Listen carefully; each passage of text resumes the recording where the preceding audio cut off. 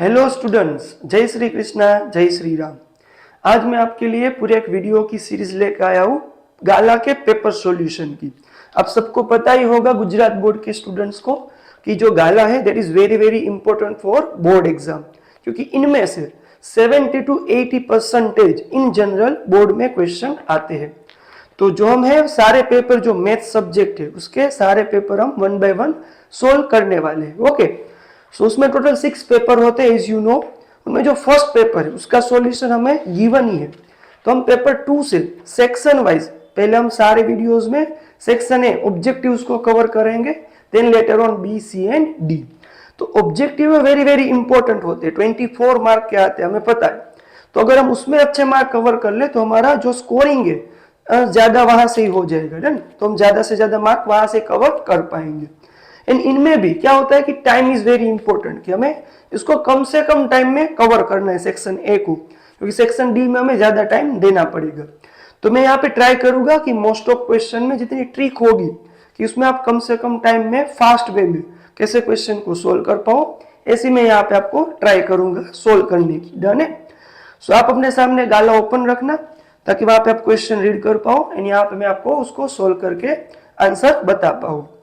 सो आई hope कि आप अपने गाला को रख के बैठे। और वन मोर थिंग, एक बुक लेना, उसमें जो भी इंपॉर्टेंट पॉइंट है उसको आप नोट डाउन करते जाना, डन, ताकि आप लेटर ऑन कहीं पे देखना पड़े तो आपको कोई दिक्कत ना हो। Done. So let's start with the question number 1। उसमें गिवन है the sum of the numerator and the denominator of a fraction is 16 and if 5 is added to the denominator fraction will reduce to 1/2। ये MCQ के लिए question बना है, वरना तो पूरा टाइम टेकिंग क्वेश्चन है सोल्व करने में। तो उसमें आपको एमसीक्यू गिवन है ऑप्शन ए 9/7, बी ऑप्शन है 4/12, ऑप्शन सी है 7/9, ऑप्शन डी इज 12/4। तो हमें पहले यहां से एमसीक्यू को कैसे एलिमिनेट करना है। देखो ये जो है यहाँ पे 4 3 12 हो रहा है, so it will become 1/3। Yes और नो? हमें क्या बोला गया कि अगर मैं 5 ऐड करूं डिनोमिनेटर में तो फ्रैक्शन क्या होना चाहिए, फ्रैक्शन क्या बन जाना चाहिए, 1/2। तो ये तो 1/3 यहां से ही बन रहा है, ये 4 3 12 हो रहा है, तो ये दोनों ऑप्शन तो डेफिनेटली आने वाले नहीं है। तो हमारे दो ऑप्शन बचे ए एंड सी। इसमें देखो 9 + 7 16 सम हो रहा है, इनमें भी 7 + 9 सम इज द 16। फर्स्ट कंडीशन दोनों के लिए सेटिस्फाइड, डन है। सेकेंड कंडीशन है डिनोमिनेटर में 5 ऐड करना। तो इसमें अगर डिनोमिनेटर में 5 ऐड करेंगे तो 7 + 5 12, बट इसका आंसर रिड्यूस टू 1/2 नहीं होता है। सी ऑप्शन को देखते हैं 7/9, तो 9 में 5 ऐड करेंगे इट विल बिकम 14। सो 7 1 जा 7 2 जा, the fraction will reduce to 1/2। so our correct answer is 7/9, that is option number C। तो इसका सही जवाब क्या है, ऑप्शन सी। आई होप कि क्लियर है। Then second question, question number 2, उसमें हमें गिवन है, it is first one, here is the second one, कि the root of the equation, what is the equation given, 6x² - 13x + k is equal to 0 are reciprocal to each other, then find k is equal to blank। तो हमें पता है कि जो quadratic equation के root होते हैं उसको हम अल्फा बीटा भी बोल सकते हैं। सो लेट्स से कि फर्स्ट रूट को मैं अल्फा बोलूं, सेकेंड रूट को बीटा। तो ये जीरोस ऑफ क्वाड्रेटिक पॉलिनोमियल भी है, डन है। तो उसके लिए दो रिलेशन थे कोएफिशिएंट एंड जीरोस के, कि अल्फा + बीटा है -b/a एंड अल्फा * बीटा है c/a, product of zero sum of zero. अब याद रखना, जब भी आपको रूट है वो रेसिप्रोकल गिवन हो तो हम इसको यूज करेंगे। क्यों? रेसिप्रोकल का मीनिंग क्या होता है कि अगर एक रूट 5 है तो उसका रेसिप्रोकल दूसरा रूट क्या बन जाएगा, 1/5। अगर एक रूट है 1/3 तो इसका रेसिप्रोकल दूसरा रूट बन जाएगा 3। ऐसे इसकी कंडीशन है। तो अगर एक रूट है अल्फा तो दूसरा रूट उसका क्या हो जाएगा, 1/α। होगा या नहीं होगा? तो अगर अल्फा को हम अल्फा ही बोले तो बीटा की वैल्यू क्या हो जाएगी, 1/α। समझ में आ रहा है कि एक रूट है वो दूसरे रूट का क्या है, रेसिप्रोकल है। तो यहां पे अगर हम वैल्यू पुट करें कि फर्स्ट रूट को हम अल्फा बोले तो सेकेंड रूट जो बीटा है वो इसका क्या होगा, reciprocal. It will be 1 by alpha is equal to में c बाय ए। c की वैल्यू क्या है? k, constant. a is the coefficient of x square, वो क्या है? 6। यस, अल्फा अल्फा कट, 6 1 जा 6, तो k की वैल्यू हमें क्या मिल जाएगी? 6। डन है। ए जो सम हो अपोजिट रूट हो उसके लिए का एक फॉर्मूला, तब हम इसको यूज कर सकते हैं। आगे पेपर में होगा सम, उसमें हम वो कवर करेंगे। तो इसमें आंसर क्या आएगा? k की value 6, that is option number C. कौन सा ऑप्शन है ये? सी। आई होप कि ये क्लियर है। Done. Then the third one, एकदम इजी सम है थर्ड जो है वो। थर्ड को हम सोल्व करते हैं एपी, फिफ्थ चैप्टर जो है हमारा, वहां से सम है। उसमें हमें गिवन क्या है? a18 minus a13. What is given here? a18 minus a13 is equal to what? a18 minus a13 is equal to blank. इन हमें क्वेश्चन में d की वैल्यू गिवन है, d is what? 5. डन। तो सिंपल इसमें कुछ नहीं करना है। a18 का formula we can write here a plus 17d n minus 1 એટલે 18 minus 1 17, then minus ब्रैकेट में राइट करना है। मोस्ट ऑफ स्टूडेंट यहाँ पे मिस्टेक करेंगे, ध्यान रखना। किसमें राइट करना है? ब्रैकेट में a plus 12d, it is a plus 12d is equal to, तो हमें फाइंड करना है। Let's open the bracket, a plus 17d minus a minus 12d। Done. So a cut 17 minus 12 will be 5d। क्या आएगा? 5d। d is what? d की value क्या है? 5। 5 5 is 25। तो हमारा जो ऑप्शन है that is which? C. Again इसमें भी कौन सा ऑप्शन सही है? सी। तो ये थोड़ी डिटेल में मेथड होगी, इसकी और एक मेथड है इसको सोल्व करने की। वो क्या है? देखो यहाँ पे अगर आप ट्रिक देखोगे, जब भी आपको difference of any term given हो एंड उसमें डी आपको पता हो, तो आपको कुछ नहीं करना है। हमें क्या फाइंड करना है? a18 minus a13, 18th term and 13th term का डिफरेंस। यहां पे क्या रहा है? 5d। तो हम क्या करेंगे? 18 माइनस 13 5, उसमें d लगा देंगे। समझ में आ रहा है? फिर d की जो भी वैल्यू हम पुट कर देंगे। एक एग्जांपल लेते कि आपको फाइंड करने को बोला हो a19 माइनस a15, इसका डिफरेंस फाइंड करो। हमें क्या करना है? 19 माइनस 15 विल बी 4 इंटू क्या कर देना है? d। जो भी वैल्यू है d की वो यहाँ पे पुट कर देंगे। तो आई होप कि आपको ट्रिक क्लियर है। बट याद रखना कब यूज होगी? जब भी कोई भी टर्म का डिफरेंस फाइंड करना हो एंड आपको d की वैल्यू गिवन हो। Is it clear? Okay. Next question है, एकदम सिंपल है, फोर्थ वन। फोर्थ क्वेश्चन, उसमें हमें गिवन है द मिड पॉइंट फाइंड करना है। 2 points are given, 1,1 and second point है 3,3। आई होप कि इस टाइम पे आपका सिलेबस अगर चैप्टर हो गया है तो आपको मिड पॉइंट फॉर्मूला पता है। What is the mid point formula? p x, y, p x1 plus x2 divide by 2 and y1 plus y2 divide by 2। सो यहां से x1 की वैल्यू क्या है? 1, 1 प्लस 3 क्या हो जाएगा? 4/2। a1 प्लस 3 भी क्या हो जाएगा? 4/2। दोनों के x कोऑर्डिनेट को प्लस करना है, y कोऑर्डिनेट को प्लस करना है। So P 2 2 जा 4, 2 2 जा 4. What will be the answer? Midpoint 2,2. That is option number D. Which option is correct? Option number D. Done it? Okay. So next question is the fifth one. So let's solve the fifth question here. It is from the 8th chapter, trigonometry. है ना, सबको difficult लगता है, but अगर आपको एक बार एक समझ में आ गया, so it will be very very easy for you. Guarantee है। उसको समझ में, कंसेप्ट समझ में आने चाहिए, एकदम इजी चैप्टर बन जाएगा। इन साइंस के लिए तो वेरी वेरी इंपॉर्टेंट है, आपको पता ही है। नेक्स्ट क्वेश्चन है fifth one, let's solve it out. 1/1 plus tan square theta, 1/1 plus tan square theta is equal to what? ये हमें पूछा गया है। ऑप्शन में sin square, cos square, tan square, cot square है। इसका न्यूमेरिकल आंसर नहीं है, ट्रिग्नोमेट्रिक रेशियो में आंसर देना है। तो इसको हम कैसे सोल्व करेंगे?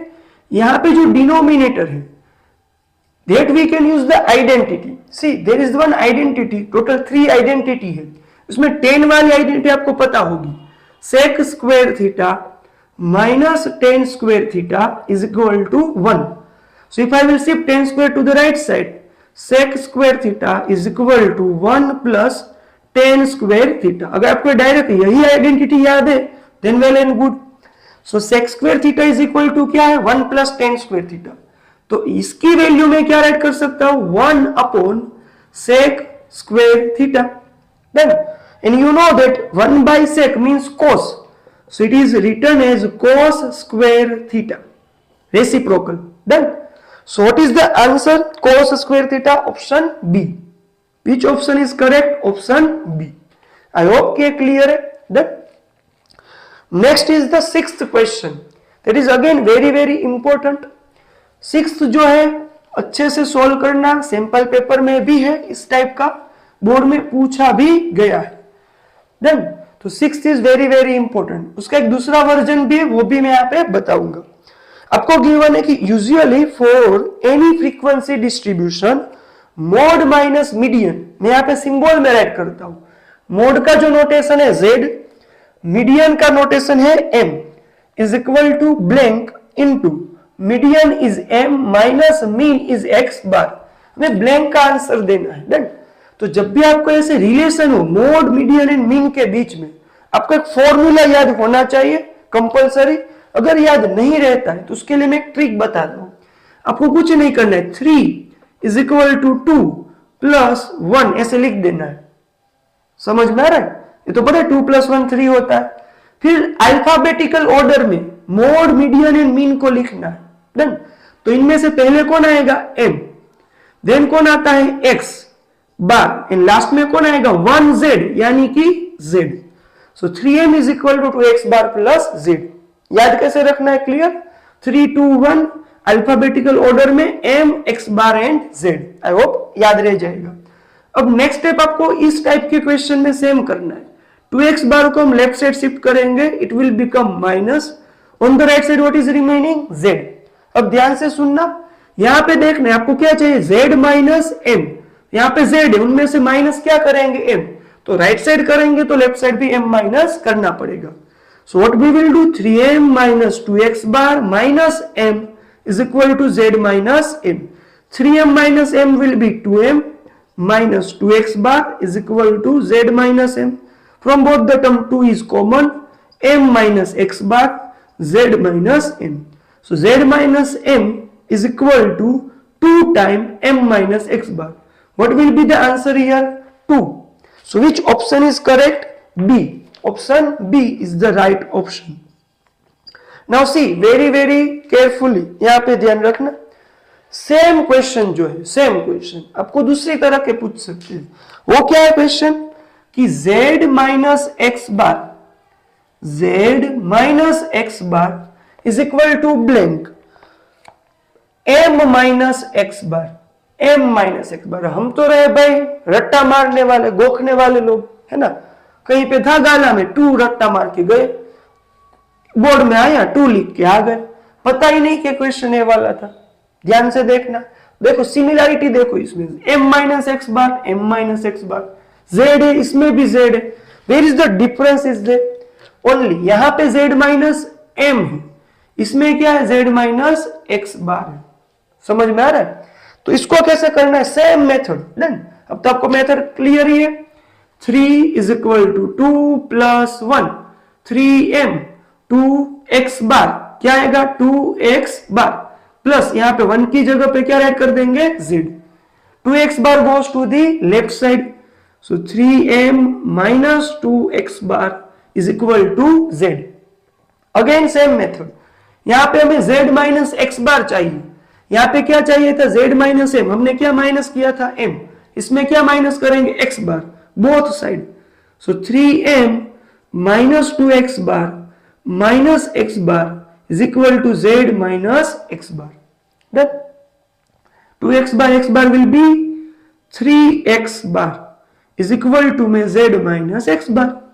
From both the term 3 is common, m minus x bar is equal to z minus x bar. What will be the answer? 3 time. यहाँ पे आंसर क्या आएगा? 3 time m minus x bar. सी एक में 2 आ रहा है, एक में 3 आ रहा है. तब इसको याद भी रख सकते हो कि अगर m है तो 2, x बार है तो 3, ऐसा आप याद भी रख सकते हो, डन। बट अगर मेथड चाहिए तो आपके सामने मेथड भी है।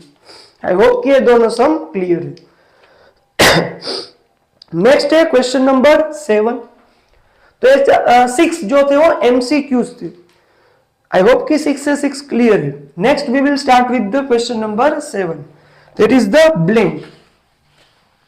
अब हम ब्लैंक से स्टार्ट करेंगे 7th में।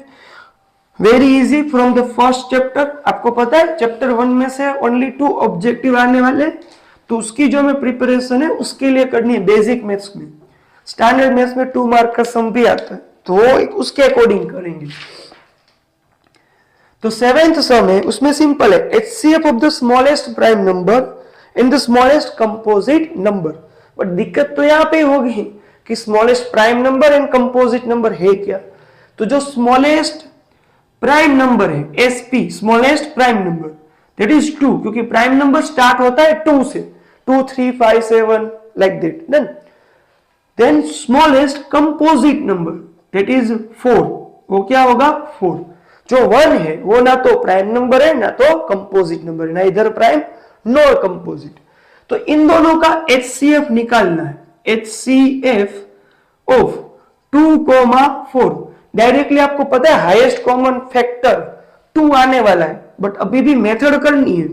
जो कोई वीक स्टूडेंट हो या तो किसी को डाउट है इसमें, सो 2 के फैक्टर होंगे 2 1 जा 2, 4 के फैक्टर होंगे 2 2 जा 4, 2 1 जा 2। HCF में पता है कि कॉमन फैक्टर राइट करने जितने भी है, तो दोनों में एक ही कॉमन फैक्टर है 2 2, इसका HCF क्या मिलेगा हमें 2। क्लियर है? याद क्या रखना है, smallest prime number 2, smallest composite number 4। Next is 8th question. See 8th में थियोरेटिकल है, the graph of P of x is equal to x square plus 4x plus 3 is a blank. तो option आपको blank में given है, line, parabola opening upward, parabola opening downward. तो जब भी इस टाइप का प्रश्न है पैराबोला ओपनिंग अपवर्ड डाउनवर्ड, तो आपको देखना है ए को। किसको देखना है? ए को। A is the coefficient of x square. तो if a is greater than 0, तो पैराबोला क्या होगा? Opening upward. And if a is less than 0, तो पैराबोला क्या होगा? Opening downward. Simple. First term जो एक्स स्क्वेयर वाली है, इसमें चेंज हो जाए ऑर्डर तो देख लेना। एक्स स्क्वेयर वाली टर्म को देखना है, पॉजिटिव है तो पैराबोला ओपनिंग अपवर्ड आएगा, नेगेटिव है एक्स स्क्वेयर वाली टर्म तो पैराबोला ओपनिंग डाउनवर्ड आएगा। ये सिंपल है, डन। तो इसका एक कंसेप्ट था। नेक्स्ट है 9th one. Yes, very very important 9th question. इसको इरेज कर देता हूं ताकि आपको पूरा डिटेल में समझा सकूं। इसमें बहुत सारी इस टाइप के क्वेश्चन बनते ही, यानी आई होप कि इस टाइम बोर्ड में इनमें से क्वेश्चन होगा ही इस प्रोबेबिलिटी का। The probability of the month of January having 5 Sunday is. तो पहले तो हम इसमें मंथ कौन सा है? जनवरी। कौन सा मंथ है? जनवरी। ओके, किसकी प्रोबेबिलिटी फाइंड करनी है? 5 संडे। तो सबसे फर्स्ट पॉइंट 5 संडे, सबसे फर्स्ट पॉइंट।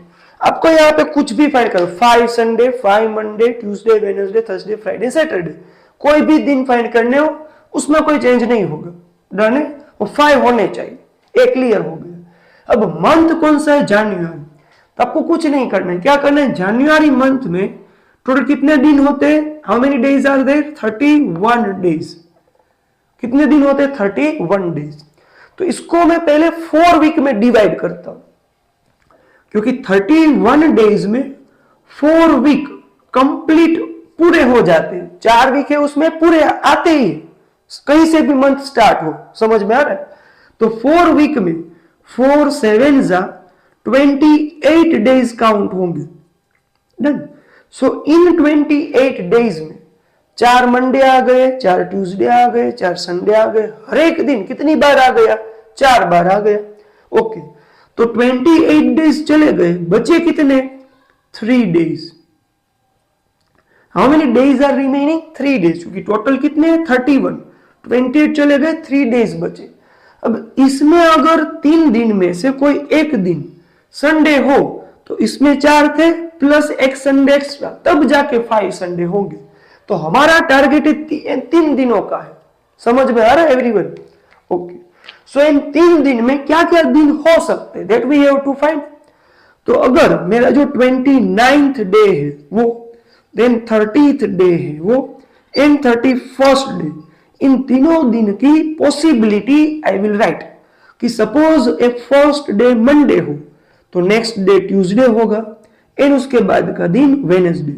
अगर ए फर्स्ट 29th वाला डे ट्यूसडे है तो ए वाला Wednesday, next will be Thursday. अगर 29th डे है वो वेडनेसडे है तो क्या हो जाएगा थर्सडे एंड फ्राइडे। अगर 29th वाला डे थर्सडे, सब पॉसिबिलिटी हम लिख रहे हैं, याद रखना। Next day is Friday and उसके बाद Saturday, and if it is Friday then Saturday and Sunday, and if it is Saturday then next day will be Sunday and Monday. And the last possibility, if it is Sunday then Monday and Tuesday, है ना? तो triplet में सारे दिन आ गए। So Monday से अगर next वापस देखेंगे तो मंडे संडे ट्यूसडे सेम आ जाएगा, डन है? मंडे ट्यूसडे वेडनेसडे सेम आ जाएगा, क्लियर? अब इनमें देखो कितनी इन 3 दिन की पॉसिबिलिटी बनी है 7। तो ऑल पॉसिबल आउटकम में क्या आएगा 7, 1 2 3 4 5 6 एंड 7।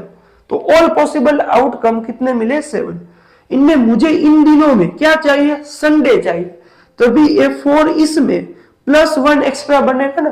तो किन किन दिनों में संडे आ रहा है, इसमें नहीं आ रहा है, हियर नोट देयर, यहाँ पे भी नहीं है, इसमें भी नहीं, यस एक संडे यहाँ पे पॉसिबल है, एक इसमें पॉसिबल है एंड इसमें पॉसिबल है। तो 1 2 3 इन 3 पॉसिबिलिटी में संडे आ सकता है। तो अगर ए वाला चांसेस आया तो भी 5 संडे हो जाएंगे, ए वाला आएगा तो भी 5 संडे आ गया, ए वाला आ गया तो भी 5 संडे। तो ये तीनों क्या हो गए हमारे फेवरेबल आउटकम। तो फेवरेबल आउटकम को हम ऊपर लिखेंगे, प्रोबेबिलिटी का आंसर क्या गया 3/7। समझ में आ रहा है? डन। अब इसको अगर हम ट्रिक के साथ कैसे सोल्व करें, पूरा थोड़ी ना 1 मार्क में सोल्व करने वाले, कुछ नहीं करना है आपको जितने दिन दिए मंथ में टोटल 31 डेज दिए, डन है? उनमें से हम 28 डेज निकाल लेंगे, जितने दिन बचे वो न्यूमरेटर अपॉन में 7 फिक्स है, डन। एक उससे सिमिलर दूसरा सम करते हैं, जनवरी फरवरी मार्च एंड अप्रैल। तो हमें पता है कि अप्रैल जो मंथ है, समझना पूरा कंसेप्ट आपको क्लियर हो जाएगा। अप्रैल मंथ में 30 डेज ही होते हैं। कितने दिन होते हैं 30। तो इसको अगर हम 2 पार्ट में डिवाइड करेंगे तो 4 वीक के 28 डेज खत्म हो गए, एक्स्ट्रा दिन कितने बचे 2 दिन बचे, तो इज 29 एंड 30, 29 एंड 30। तो ए वाली पॉसिबिलिटी निकल जाएगी इसके लिए। समझ में आ रहा है नहीं आ रहा है? तो ए वाली जो पॉसिबिलिटी वो निकल जाएगी। तो क्या होता है इसकी प्रोबेबिलिटी का आंसर, तो ऑल पॉसिबल आउटकम तो अगेन कितने हैं 7 ही है। सो डिवाइड में क्या आएगा 7। उनमें अगर मुझे 5 संडे चाहिए, 4 तो इसमें आ गए, इन दोनों दिनों में से किसी एक दिन में संडे होना चाहिए। तो 1 and 2 favourable outcome will be 2, so probability will be 2/7। तो मैंने बताया ना कि 28 डेज निकाल देने हैं, जितने एक्स्ट्रा बचे उसका डिवाइड बाय 7, 3/7। इसमें एक्स्ट्रा कितने बचे 2/7। समझ में आ रहा है एवरीवन? ओके। लास्ट इसी में फेब्रुआरी मंथ, कौन सा मंथ फेब्रुआरी मंथ।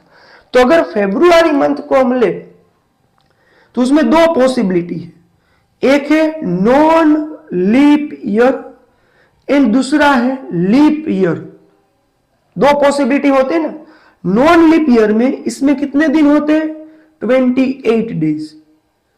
तो हमें तो 2 पार्ट किसके करने थे 28 एंड एक्स्ट्रा जो बचे हो, तो इसमें तो ओनली कितने दिन है 28 डेज, एक्स्ट्रा कोई दिन ही नहीं है। तो इसमें 5 संडे 5 मंडे 5 ट्यूसडे आने की प्रोबेबिलिटी क्या होगी 0/7। आई थिंक 7 भी नहीं आएगा, ओनली क्या होगी 0, क्योंकि 29th वाला डे ही नहीं एग्जिस्ट कर रहा है। तो 5th संडे आने की प्रोबेबिलिटी है ही नहीं, 5th मंडे भी नहीं आ सकता है, और कोई भी दिन 5 बार नहीं आ सकता। बट लीप ईयर हो तो उसमें कितने दिन होते हैं student? 29 days in February month. Done. So उसको हम डिवाइड कर सकते। एक हो गया 28 वाला हमारा 4 वीक वाला, सारे दिन 4 टाइम आ गए। एक्स्ट्रा दिन कितना बचा? 1। तो 5 संडे, 5 मंडे, 5 थर्सडे या 5 फ्राइडे आने की प्रोबेबिलिटी क्या हो जाएगी? 1/7। कब होगी? जब ये कौन सा हो? लीप ईयर का फेब्रुआरी मंथ हो। तो आई होप के पूरा जो क्वेश्चन है आपको क्लियर है। क्या करना है? सिंपल, एकदम इजीली हमें ट्रिक से सोल्व करना है, पूरा करने की नीड नहीं है। डन है। नेक्स्ट क्वेश्चन है क्वेश्चन नंबर 10। वो जो है अगेन ट्रिग्नोमेट्री का सम है, बट थोड़ा सा इजी है।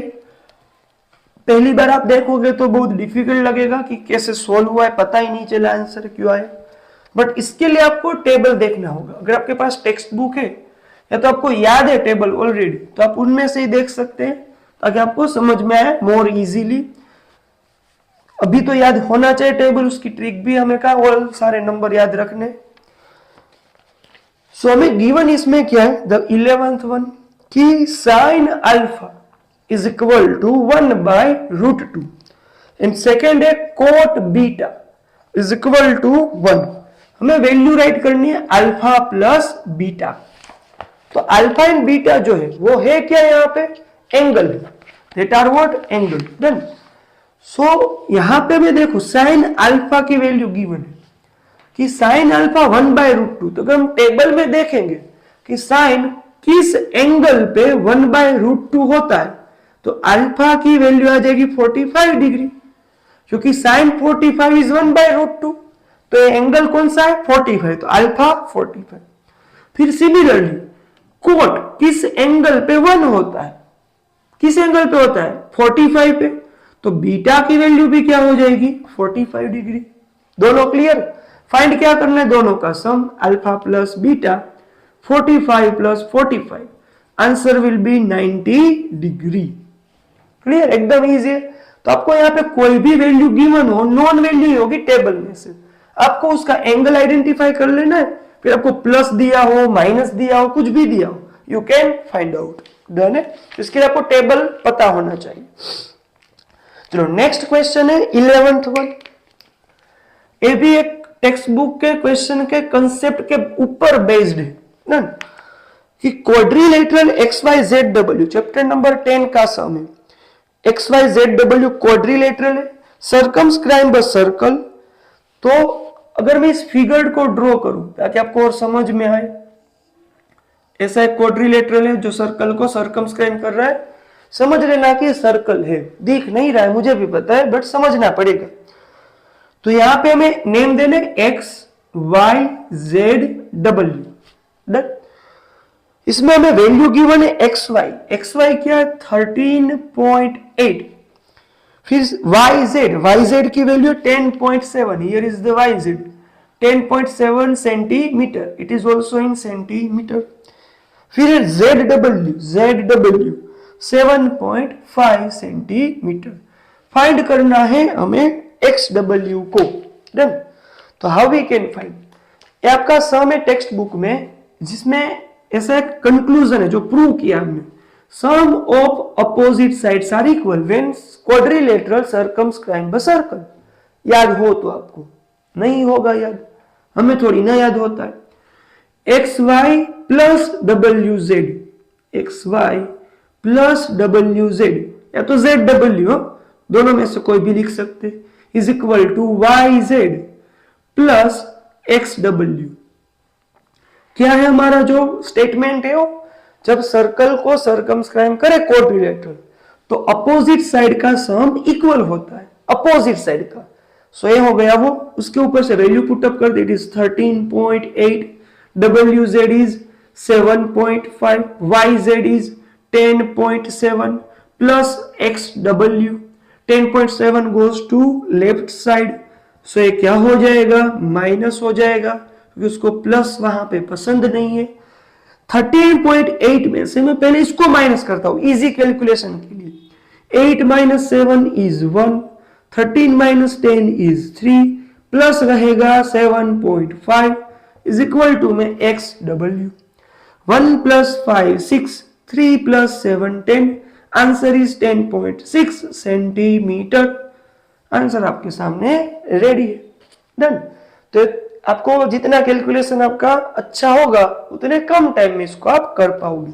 इसका दूसरा भी रास्ता होता है, एक वन वे अनदर, कि इन दोनों का प्लस इज इक्वल टू इन दोनों का प्लस। तो यहां पे आप कौन सा ऐसा नंबर रखो, आपको ऑप्शन गिवन ही है ना ब्लैंक में, ब्रैकेट में से कौन सा नंबर लिखो कि इन दोनों का जो प्लस हो रहा है वही इन दोनों का प्लस हो रहा है।